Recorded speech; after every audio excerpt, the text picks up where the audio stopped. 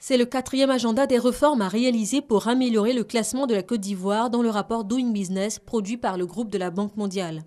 Après des travaux d'identification, le CPC, coordonnateur du processus, annonce 48 réformes pour l'agenda 2016. 17 d'entre elles sont prioritaires, à réaliser avant fin 2015. On y recense la création d'entreprises en ligne, la mise en place d'un guichet unique du permis de construire ou la dématérialisation du paiement des impôts, taxes et contributions.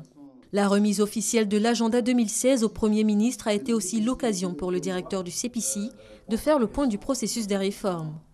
Depuis 2012, c'est en moyenne 38% des réformes proposées annuellement qui ont été effectivement réalisées.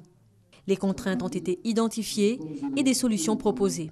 Pour être plus efficace, nous souhaitons recommander un mandat formel confié au secrétaire exécutif permanent dont la charge incombe au CPC pour agir au nom et pour le compte du gouvernement dans le cadre de la mise en œuvre des réformes.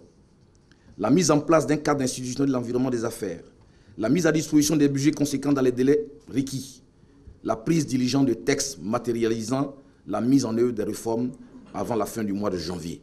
La Côte d'Ivoire figure parmi les 10 pays les plus réformateurs au monde. En 2 ans, elle est passée de la 177e à la 147e place dans le classement Doing Business. Tous ces acquis démontrent une volonté politique marquée du gouvernement et sa détermination à œuvrer résolument à la mise en œuvre des programmes d'amélioration du climat des affaires en Côte d'Ivoire.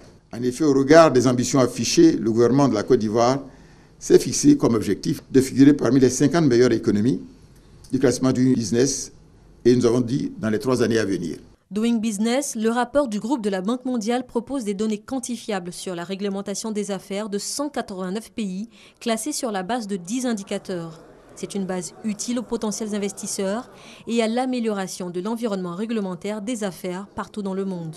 Le rapport est produit chaque année depuis 2003.